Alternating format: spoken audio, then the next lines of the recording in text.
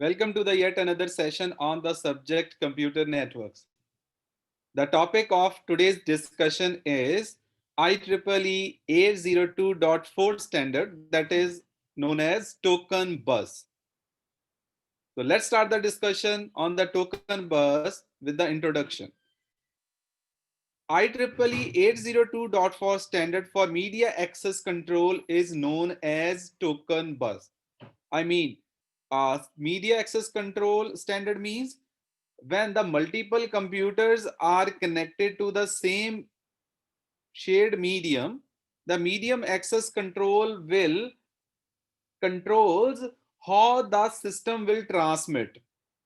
And this is the responsibility of the medium access control to avoid the collision or to detect the collision.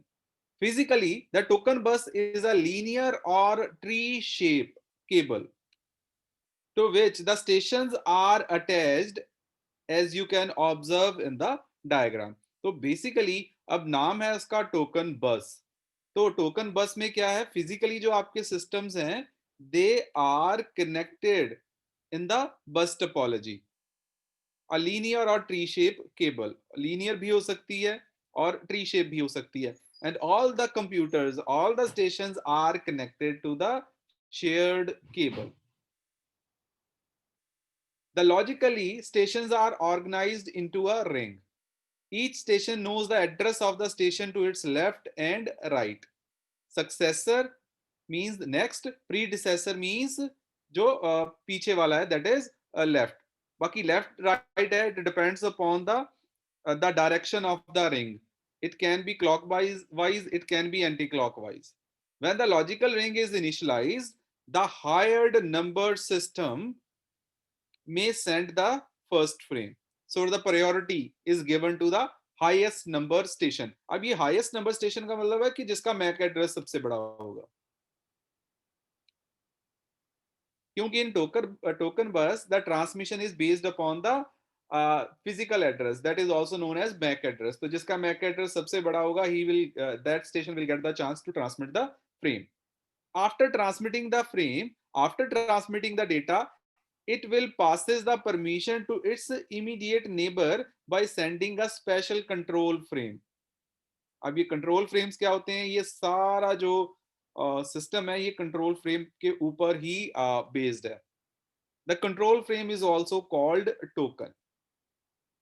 In such a way, a token circulates around logical ring, and only the station holding the token is allowed to transmit the data. So, because there is only one token in the entire network, and only that computer can transmit the data which holds the token. तो it means पूरे network में एक ही token है और सिर्फ वो machine ही transmit कर सकती है जिसके पास टोकन हो. तो इट मींस कोई कोलिजन के चांसेस ही नहीं है क्योंकि गिवन टाइम पे सिर्फ एक ही मशीन ट्रांसमिट करेगी. इन टोकन बस every station receive each frame. The station whose address is specified in the frame processes it. Other stations discard the frame. Her station को टोकन बस में हर स्टेशन को सपोज कीजिए स्टेशन नंबर 1 ने data भेजा 4 के लिए, लेकिन वो जो डेटा है, वो जो फ्रेम है, it will received by all the stations क्या करेंगे, फ्रेम को ओपन करेंगे. अगर उसके फ्रेम के एड्रेस में उनका एड्रेस हुआ डेस्टिनेशन में, तो वो उसको रिसीव कर लेंगे, नहीं तो वो उसको डिस्कार्ड कर देंगे.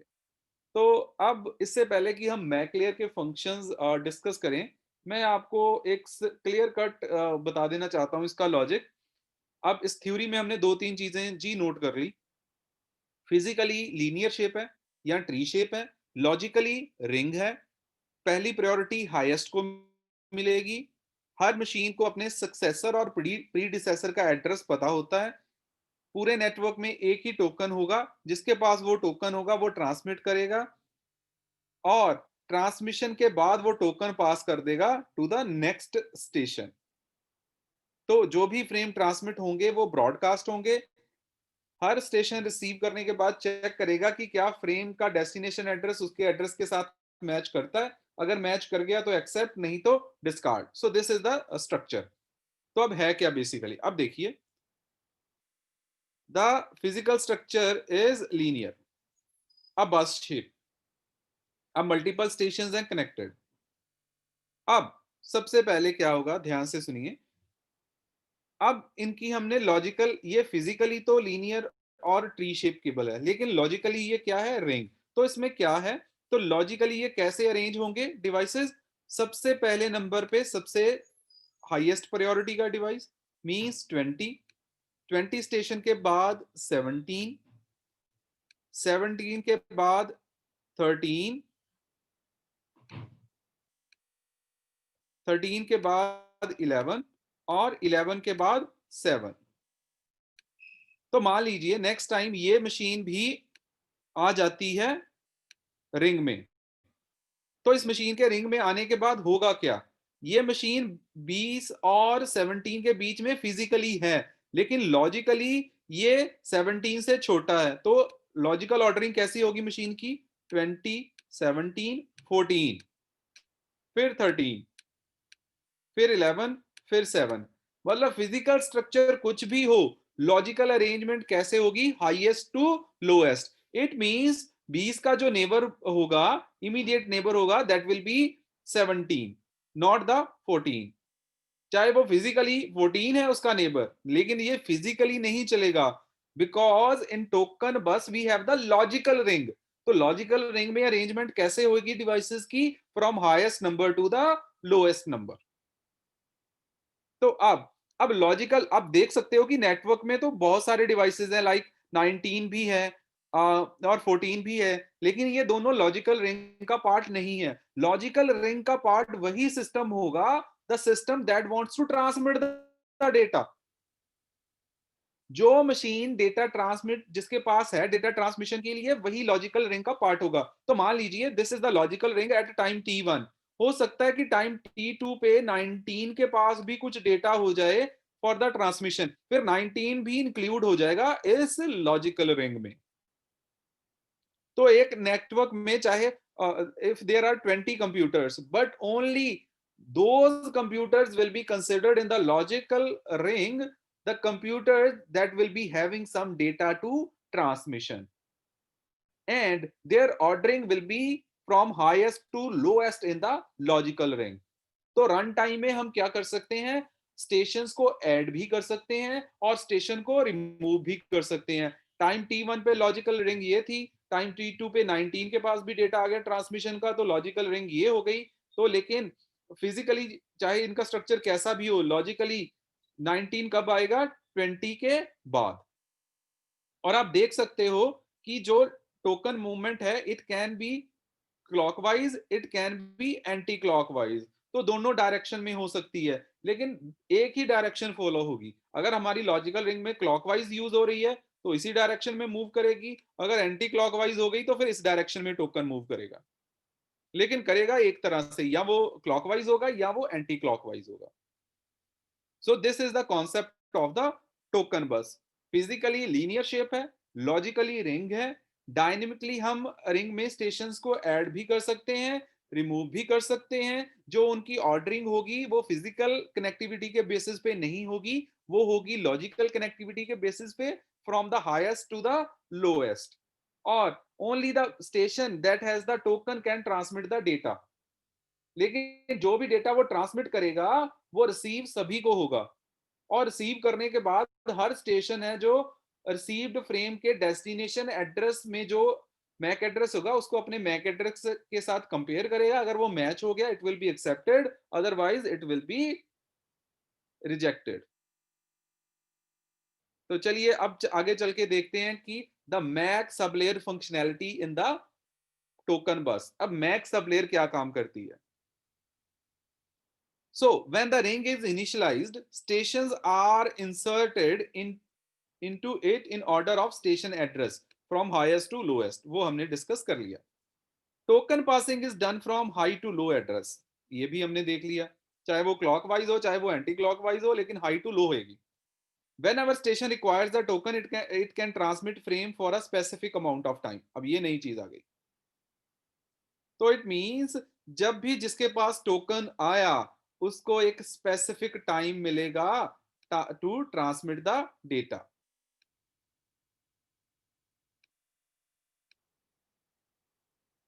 So if a station has no data, it passes the token immediately upon receiving it. The token bus defines 4 priority classes. तो लीजिए एक चीज और आ गई, अब आप प्रायोरिटी डिफाइन कर सकते हो। अब 803 में 802.3 में हमारे पास यही दिक्कत थी कि हमारे पास कोई प्रायोरिटी मैकेनिज्म नहीं था।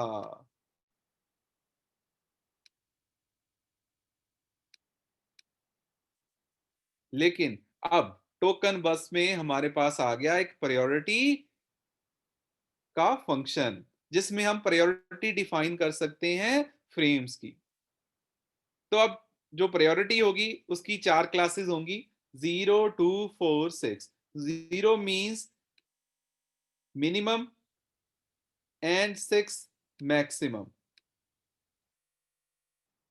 तो जीरो है अगर किसी फ्रेम की प्रायोरिटी, तो इट मींस उसकी मिनिमम प्रायोरिटी है। अगर फ्रेम की प्रायोरिटी है 6, इट मींस वो उसकी प्रायोरिटी है हाईएस्ट। इट मींस अगर एक ही स्टेशन के पास 4 फ्रेम्स होंगे जिनकी प्रायोरिटी होगी 0, 2, 4, 6, वो सेम टाइम पे आ गए, तो सबसे पहले फॉरवर्ड कौन सा होगा? जिसकी प्रायोरिटी होगी 6। High priority frame will be transmitted first. अब इसमें एक चीज और भी है, ध्यान से देखिए the next point. Each station internally divided into 4 sub station. एक ही स्टेशन जो है, हर स्टेशन है वो 4 क्यूज मेंटेन करेगा इंटरनली। एक 0 प्रायोरिटी क्यू, एक 2, एक 4, एक 6। तो हर स्टेशन के अंदर 4 क्यूज होंगी ट्रांसमिशन के लिए, डिपेंडिंग अपॉन द प्रायोरिटी 0, 2, 4, 6। अब हर स्टेशन को मिलेगा, अब सपोज कीजिए दिस इज द स्टेशन 1। अब इसके पास आया टोकन, तो इट मींस इसको टोकन मिलेगा for specific amount of time, और स्पेसिफिक अमाउंट ऑफ टाइम के लिए भी इसके पास 4 क्यूज हैं। तो सबसे पहले जो क्यू नंबर 6 को खाली करेगा, फिर 4 को करेगा, फिर 2 को करेगा, फिर 0 को करेगा। तो अगर इन द मीन टाइम, अगर इसने अभी 2 को ही खाली किया था, ये टाइम एक्सपायर हो गया, तो ये यहाँ पे रुक जाएगा, 2 का डेटा 2 में ही रहेगा, 4 और 6 का ट्रांसमिट हो जाएगा। तो नेक्स्ट टाइम के लिए टोकन की वेट करेगा। अगर नेक्स्ट टाइम इसके पास टोकन आया और 4, 6 में कोई डेटा नहीं है, फिर ये 2 को खाली करेगा, 0 को खाली करेगा। This is the point. So every station will get a specific amount of time to transmit the frames, and each station is subdivided into 4 substation internally. हर स्टेशन के पास 4 क्यूज होंगी, 0, 2, 4, 6। तो जैसे ही उसको टोकन मिला, एक टाइम मिल गया कि इतने टाइम के लिए आप ट्रांसमिट करोगे, तो उतने टाइम के लिए सबसे पहले वो 6 को खाली करेगा, फिर 4 क्यू को, फिर 2 को। अगर इन द मीन टाइम उसका टाइमर एक्सपायर हो गया, तो वो बाकी जितनी क्यूज खाली हो गई, ठीक है, बाकी सभी को पॉज कर देगा और नेक्स्ट वेट करेगा फॉर द टोकन। तो अब टोकन की वेट करनी, अब अगर आप ये स्पेसिफिक टाइमर ना लगाओ तो गड़बड़ हो जाएगी नेटवर्क के अंदर। क्योंकि आप सपोज कीजिए अब 1 के पास डेटा आई जा रहा है, आई जा रहा है, ये ट्रांसमिट करे जा रहा है, तो बाकी सभी जो स्टेशन है वो वेट कर रहे हैं। वो कब तक वेट करते रहेंगे? The problem of starvation will occur. Starvation की प्रॉब्लम स्टार्ट हो जाएगी, क्योंकि मशीन के पास होगा डेटा ट्रांसमिट करने के लिए, लेकिन उनके पास टोकन ही नहीं आएगा, क्योंकि टोकन को होल्ड करके बैठी है एक ही मशीन, क्योंकि उसके पास बहुत सारा डेटा है, और जैसे जैसे वो ट्रांसमिट करते जा रहा है नया डेटा आए जा रहा है, तो बाकी सभी स्टेशन वेट कर रहे हैं। तो इसका सोल्यूशन क्या है कि सभी को टोकन एक दो, एक स्पेसिफिक टाइम के लिए, उस टाइम के अंदर वो फ्रेम्स ट्रांसमिट करेगा। अगर ट्रांसमिशन कंप्लीट हो जाती है तो वेल एंड गुड, अगर नहीं होती तो जितनी ट्रांसमिशन होगी वहां पे पॉज, फिर उसको वेट करनी पड़ेगी फॉर द टोकन। तो अब इसमें ऑब्वियसली एक वेटिंग टाइम आ जाता है। तो वेटिंग टाइम कितना होगा? It will be around the total transmission time, कि एक नेटवर्क के अंदर टोटल ट्रांसमिशन के लिए कितना टाइम लगता है, मिनिमम इतना वेटिंग टाइम तो अब हर स्टेशन के लिए रहेगा। अब हर स्टेशन के पास अगर डेटा है ट्रांसमिशन के लिए, तो उसको टोकन के लिए वेट करनी पड़ेगी। मिनिमम कितनी वेट करनी पड़ेगी? द टोटल प्रोपेगेशन टाइम, कि जितना प्रोपेगेशन के लिए टाइम लगता है पूरे नेटवर्क में उतनी मिनिमम वेट करनी पड़ेगी। अगर मान लो कि आपकी जो लॉजिकल प्रायोरिटी है वो है सबसे लास्ट में, फॉर एग्जांपल हियर, तो आपकी लॉजिकल प्रायोरिटी सबसे कम किसकी है? 7 की। तो मान लीजिए सबसे पहले टोकन आया 20 के पास, इसके पास डेटा नहीं है, इसने 17 को पास किया, इसके पास भी डेटा नहीं है, इसने 13 को किया, इसके पास भी डेटा नहीं है, इसने 11 को किया। लेकिन इतने टाइम में 7 क्या कर रहा है? It is waiting. और कितनी देर के लिए मिनिमम वेट करना पड़ेगा? प्रोपेगेशन टाइम, कि शुरू से लेके एंड तक, जब तक फ्रेम नहीं आ जाता, टोकन नहीं आ जाता, तो मिनिमम इतनी वेटिंग तो करनी ही पड़ेगी। अब मैक्सिमम तो हो सकती है कि इसके पास डेटा था, इसने भी ट्रांसमिट कर दिया, इसके पास था इतना भी, इसने भी कर दिया, तो मैक्सिमम वेटिंग कितनी हो सकती है? The time, specific time allotted for the transmission into number of stations. एक स्टेशन को आप ट्रांसमिशन के लिए कितना टाइम दे रहे हो और टोटल नंबर ऑफ स्टेशन कितने हैं नेटवर्क में, इतना मैक्सिमम वेट टाइम हो सकता है, इतना मिनिमम हो, इतना मिनिमम जब अब कम से कम करना पड़ेगा इतना तो करना ही पड़ेगा, लेकिन अगर ज्यादा से ज्यादा करना पड़ गया फिर इतना भी वेट करना पड़ सकता है। So this is the working of the max sub layer. तो आप फॉर्मेट देख लेते हैं जी कि टोकन बस में फ्रेम का फॉर्मेट कैसा होता है। तो बहुत सारे फील्ड्स तो सेम रहेंगे। सबसे पहले है प्रीएम्बल 1 बाइट का for the synchronization purposes, 1 byte का start delimiter to mark the starting of the frame, और अब एक नई चीज आ गई 8 बिट्स का फ्रेम कंट्रोल। अब फ्रेम कंट्रोल बहुत ही इंपॉर्टेंट चीज है। जितनी आपकी रिंग की मेंटेनेंस होगी, जितना आप रिंग को आप मैनेज करने के लिए नोड्स को ऐड करना है, स्टेशन को रिमूव करना है, रिंग को इनिशियलाइज करना है, टोकन को पास करना है, वो सारा इसी के थ्रू होगा। Then destination address 2 to 6 bytes, source address 2 to 6 byte, then we have the data up to 8182 bytes, then the checksum of 4 bytes and end delimiter to mark the ending of the frame, that is 1 byte। तो ये सारी चीजें already आपको पता ही है। जब ये नई चीज आ गई वो आ गई फ्रेम कंट्रोल। अब ये सबसे इंपॉर्टेंट चीज है। तो फ्रेम कंट्रोल के सारे आपको ऑप्शंस पता चल गए, तो it means done, you will be clear with the working of the token बस। तो आप देख लेते हैं कि कंट्रोल फ्रेम कौन कौन से होते हैं। अगर 8 बिट्स की वैल्यू ऑल है 0, तो इट मींस वो है क्लेम टोकन। तो अगर 1 है, पहली बिट सेट है, बाकी सभी 0, solicit successor 1। This is used to allow the station to enter into the ring. अब ये क्या होते हैं आगे चल के हम पूरा डिस्कस करेंगे, डोंट वरी, लेकिन अभी आप देख लो कंट्रोल फ्रेम्स होते कितनी तरह के हैं। Then 01 solicit successor 2 allow station to enter the ring। 11 who follows recover the lost token। 001 resolve contention used when multiple station wants to enter the logical ring। 0001 this is the token format। तो अब एक machine के पास token, अब token का format ये होगा।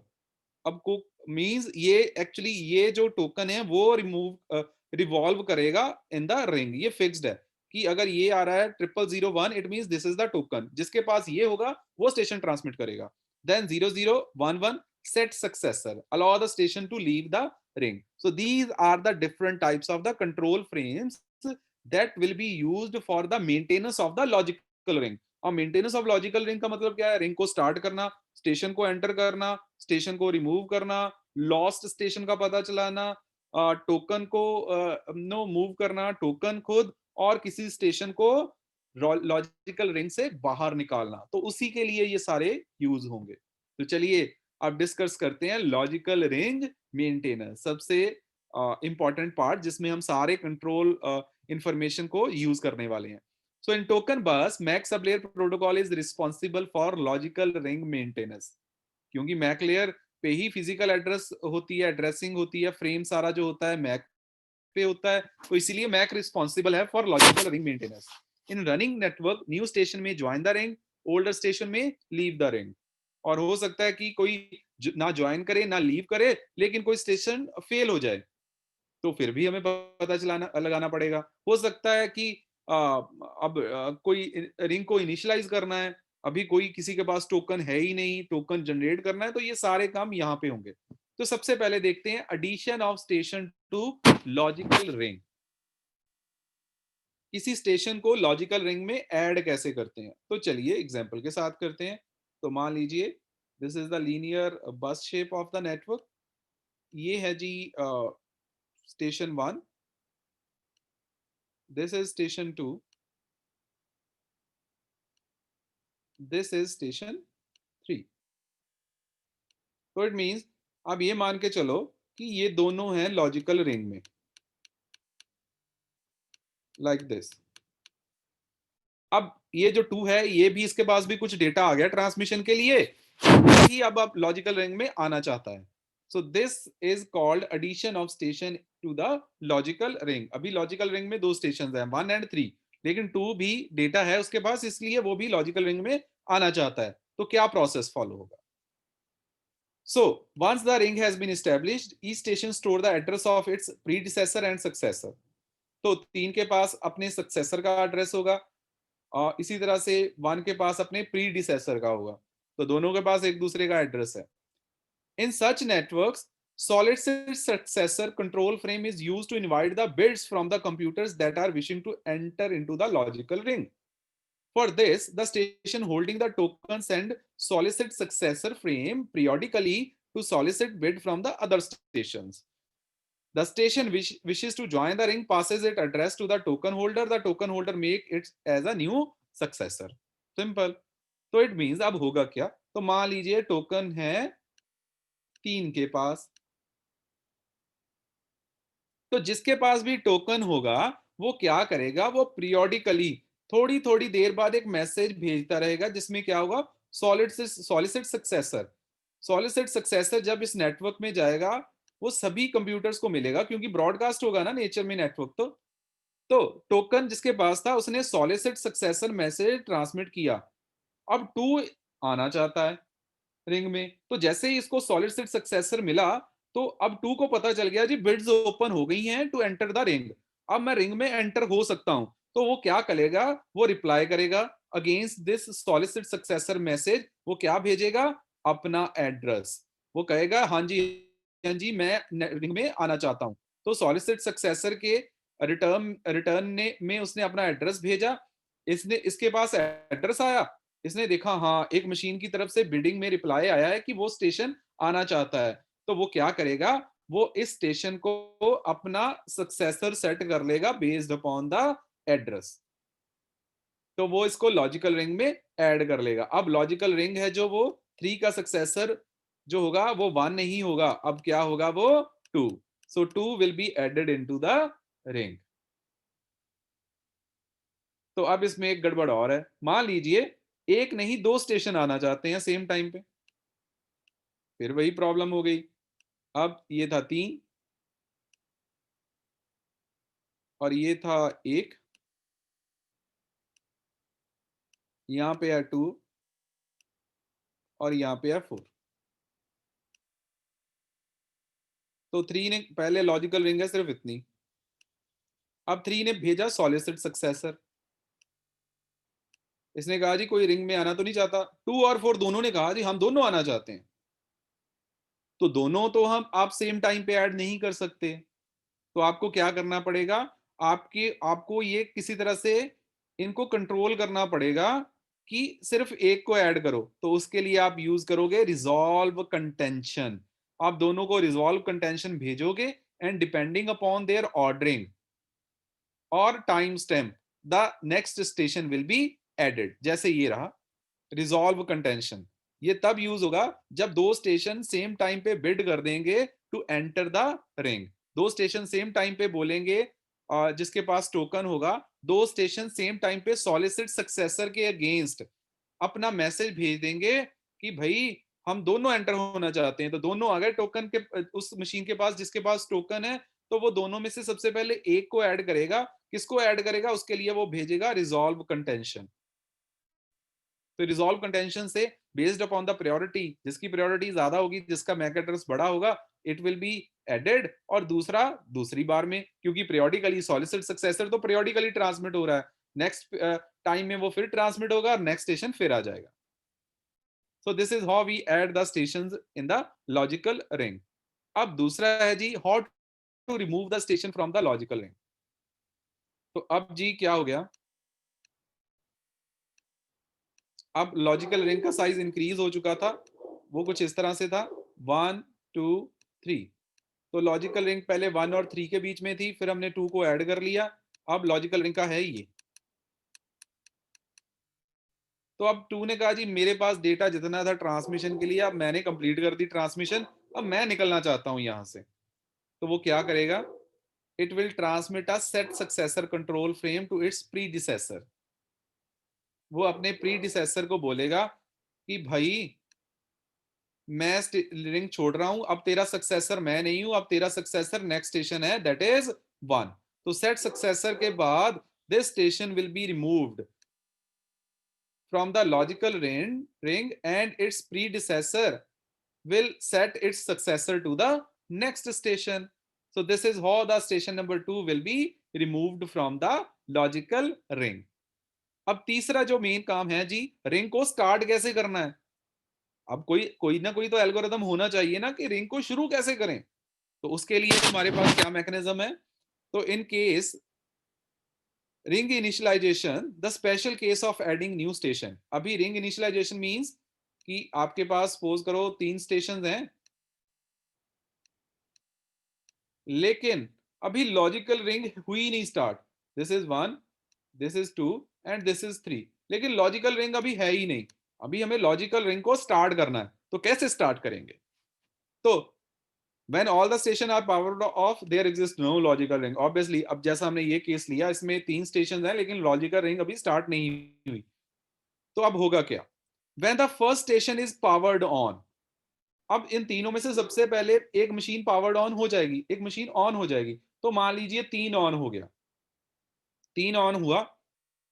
तो जैसे ये मशीन ऑन होगी, इट विल, ये वेट कर रहा है, कोई टोकन टोकन कुछ नहीं आ रहा। तो इसने सोचा यार नेटवर्क पे ट्रैफिक तो है ही नहीं, क्योंकि एक स्पेसिफिक अमाउंट ऑफ टाइम है, इसके पास टोकन तो आना चाहिए था ना, क्योंकि ये मशीन ऑन हो चुकी है। या इसके पास सॉलिसिट सक्सेसर के लिए बिडिंग के लिए रिंग में एंटर होने के लिए मैसेज आता, ना सॉलिसिट सक्सेसर आया ना कुछ और आया। तो इट मींस अभी तो ट्रैफिक ही नहीं है, इट मींस कोई रिंग नहीं, कोई नेटवर्क तो ये अज्यूम करेगा कि यार कोई है ही नहीं, कोई ट्रैफिक ही नहीं है, हो क्या रहा है। तो what the 3 number will do, station number 3, it will send the claim token control frame। ये कहेगा जी मेरे, मैं कंट्रोल क्लेम कर रहा हूं कि टोकन मैं क्रिएट कर रहा हूं टोकन। अगर टोकन है, कोई मशीन ऑन है तो वो रिप्लाई कर दे, नहीं तो मैं टोकन क्रिएट करके सर्कुलेट करना स्टार्ट कर दूंगा।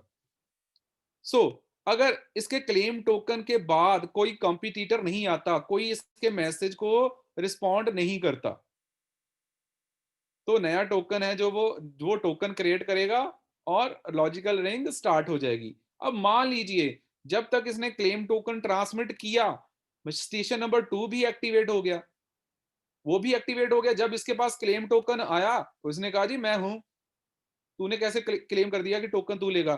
फिर इनमें से जिस स्टेशन का मैक एड्रेस बड़ा होगा उसको प्रायोरिटी मिलेगी।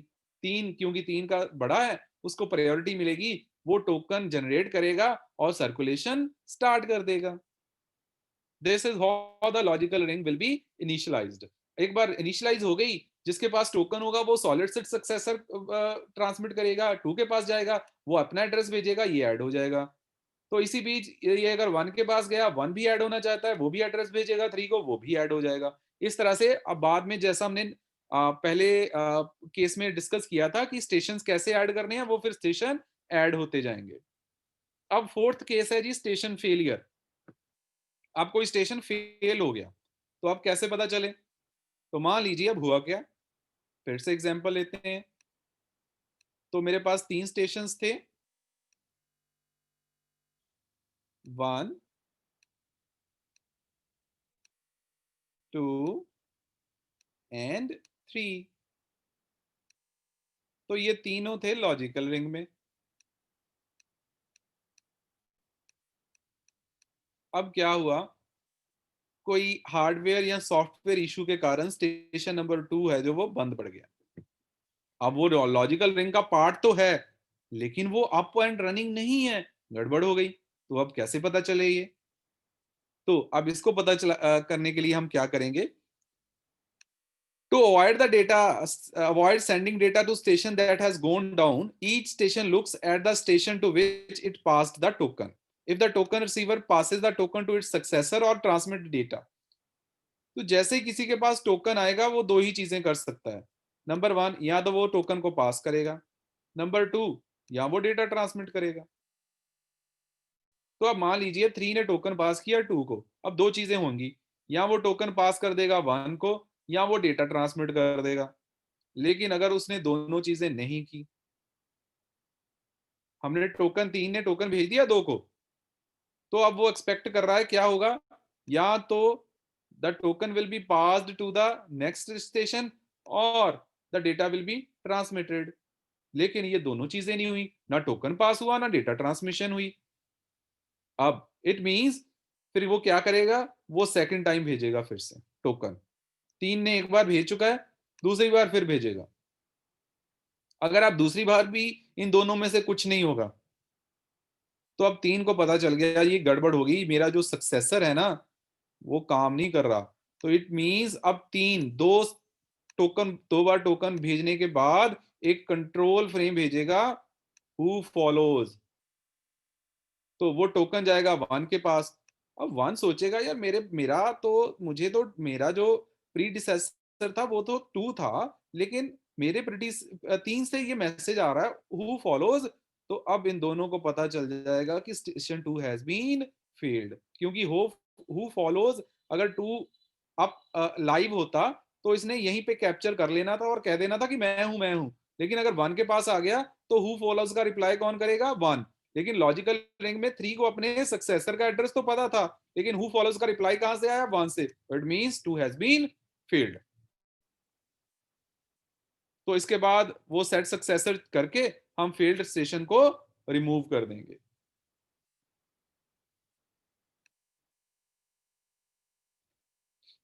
और अब if the station next to the down station is also down, फिर क्या होगा, then the station holding the token send solicit successor to frame. अब दिस ये आ गया सॉलिसिट सक्सेसर टू। अब हुआ क्या, 3 ने भेजा फ्रेम, 2 को, 2 डाउन था, 2 के बाद 1 भी डाउन था। तो अब 3 क्या करेगा, एक नए तरह का फ्रेम भेजेगा, control frame, that is called as solicit successor. ये देखने के लिए भाई अलाइव कौन सी मशीन है। अब मैं ये नहीं देखता कि फॉलो मेरे, क्योंकि अब 2 स्टेशन को मैंने भेजा था, दोनों से हु फॉलोज का कुछ नहीं आया। मैंने देखना है यार कोई स्टेशन अलाइव भी है, जैसा हमने 3 की केस में लिया था, 1 और 2 दोनों डाउन हो गए तो कोई अलाइव ही नहीं है। तो वो सॉलिसिट सक्सेसर भेजेगा, कोई रिप्लाई नहीं आएगा, तो 3 को पता चल जाएगा लॉजिकल रिंग में सिर्फ एक ही मशीन है और वो है सिर्फ यही machine. So this is how the station failure will be detected. तो अब करते हैं जी, अब मान लीजिए कोई ऐसा स्टेशन फेल हो गया जिसके पास टोकन था, और गड़बड़ हो गई।